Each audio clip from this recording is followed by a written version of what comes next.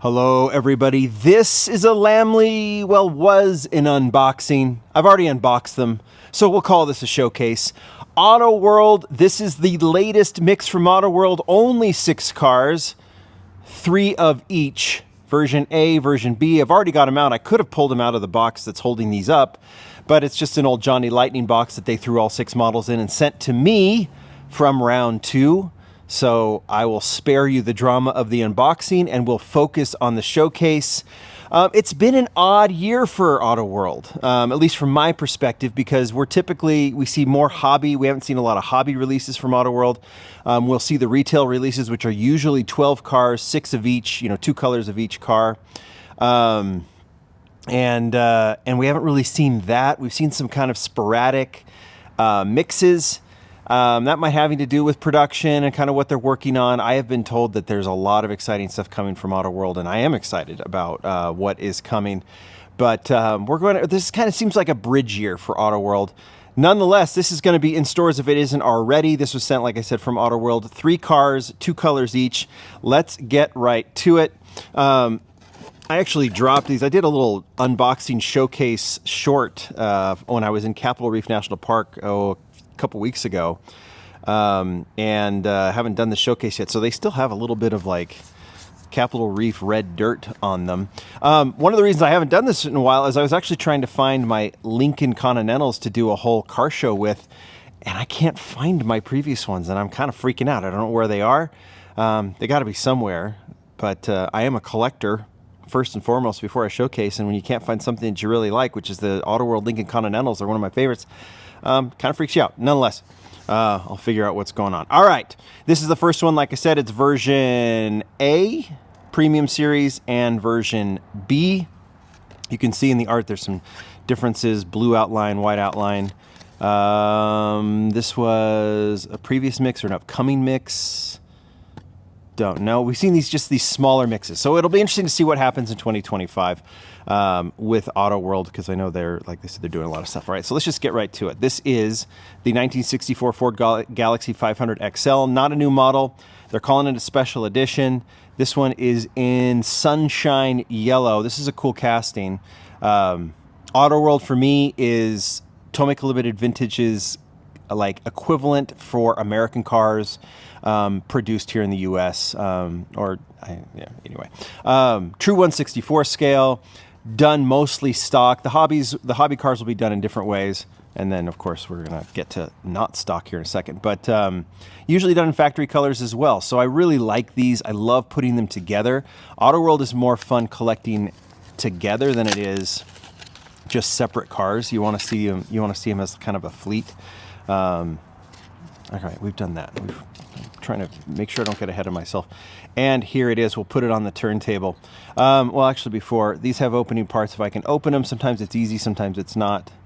There is the engine. All have an opening hood so they can show off the engine. Didn't go through the fun facts on that one, the premium facts, but this one's cool. I think I have it in black. They have a lower kind of factory version. This is more... The XL, I think, sits a little higher, if I remember correctly. Love the dog dish hubcaps on this one. Love the color. Love the two-tone element with the roof as well.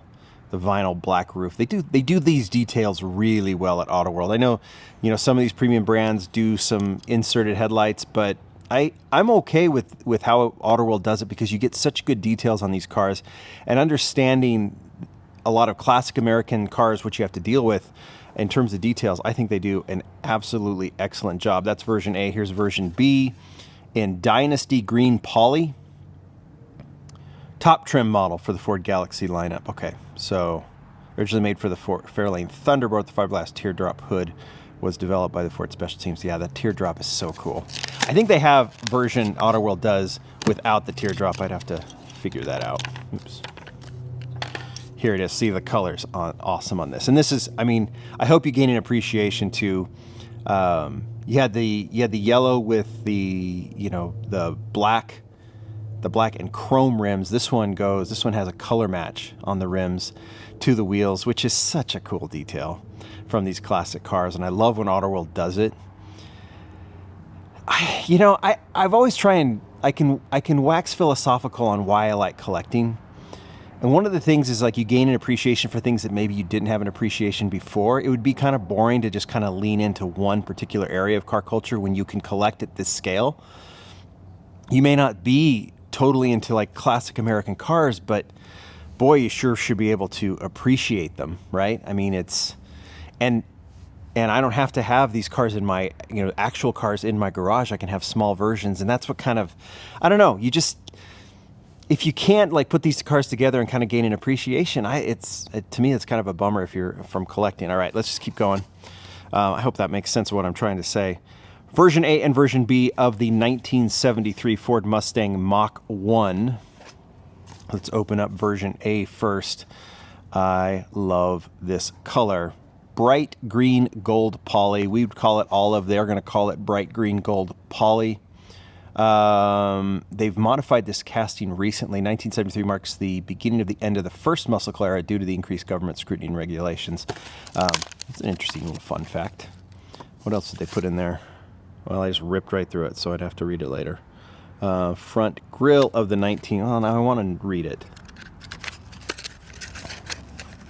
Front grille of the Mustang was a 1-year only design before the major rework of the 1974 Mustang. Okay, so this front grille, there it is right there. I'll open up the hood. There it is. Cool details, right? I mean, this is awesome. Love the spoiler on this one. Love the color. Love the wheels. So many cool details on this one. Another one, this Mustang silhouette, I think it's grown on a lot of people. Some consider it ugly. I can see why it doesn't, I don't know. It just has these lines. Again, you actually don't have to love the car to have an appreciation for it. And there's just something about having these cars, these classic cars, that just kind of makes me a little giddy. There's something about opening Auto World, and I'm just doing it on video. And that just, I don't know. There's fun in chasing super treasure hunts. There's no doubt about it. I'm as excited as anyone to find a super treasure hunt. I love Hot Wheels. I love the elements of Hot Wheels. I love realistic brands like this and Mini GT and Tomica Limited Vintage and Tarmac.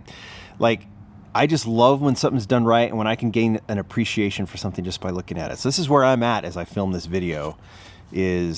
I just hope Auto World continues to make these classics. I'm actually more fond of the Auto World classics than I am the current.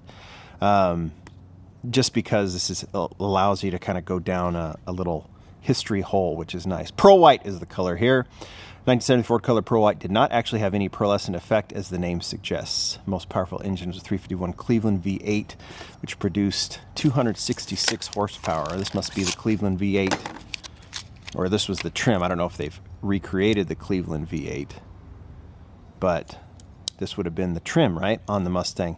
That color is fantastic. I call that like a cream white, right? The trim on it's so cool. Love the striping. Love what they're doing with the wheels here with the tires too. Putting all the detailing in the tires, which is a big deal for these cars of this era. I just really dig it.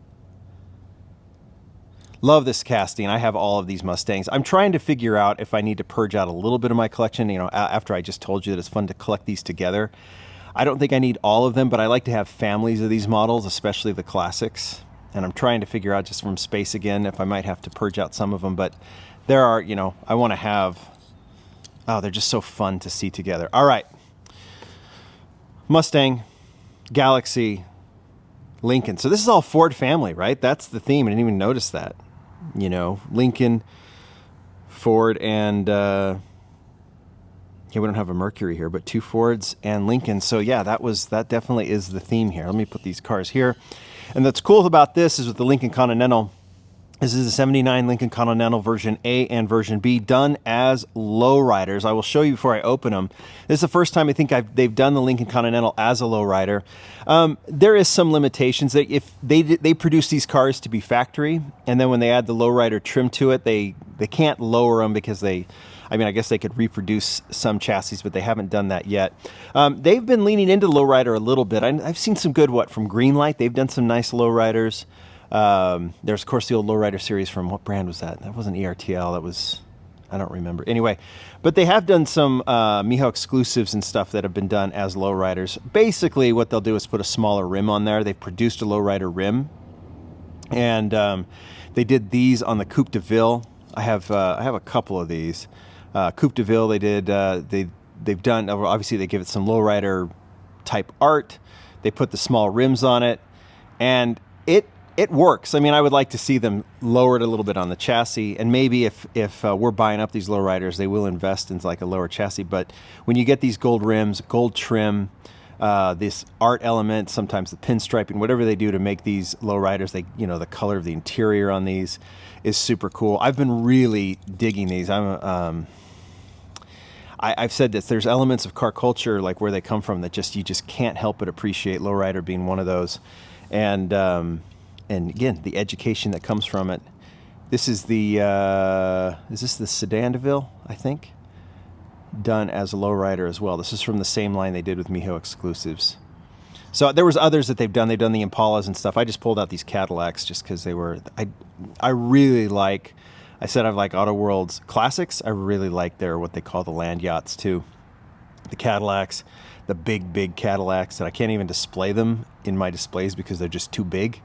But these lowriders, along with all the other Cadillacs that they've done, more of the factory style Cadillacs, and they've done several factory style Lincoln Continentals that I sure as hell hope I find soon, because I want to add these lowriders to that collection. So let's do that. Version A, and this is really cool what they've done. So Lowrider Silver Metallic. This is the first Lincoln Continental lowrider ever made by Auto World. The Continental's bold front grille was inspired by classic Greek architecture, particularly peaked roof and pillars of the Parthenon.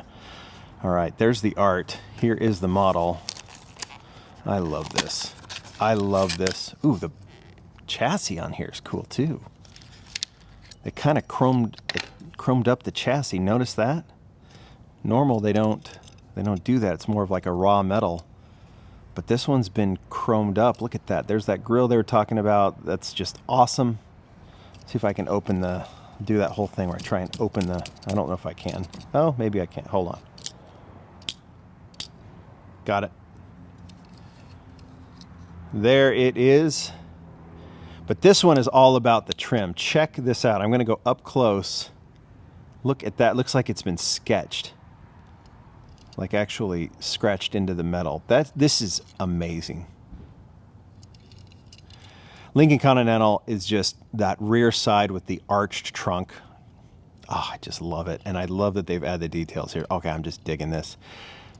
This is this will be probably my favorite Auto World of the year, outside of the maybe the Torque Supra that we did, but I love this. Holy cow, this is rad.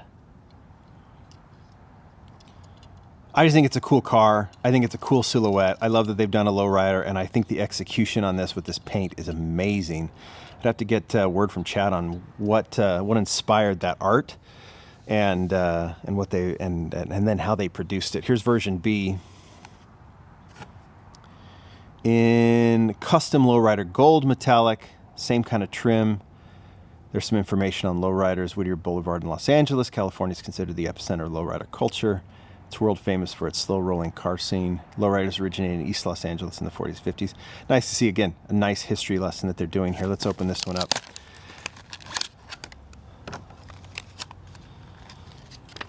Yep, I think it's a similar design. Yeah, same paint job, just done in gold.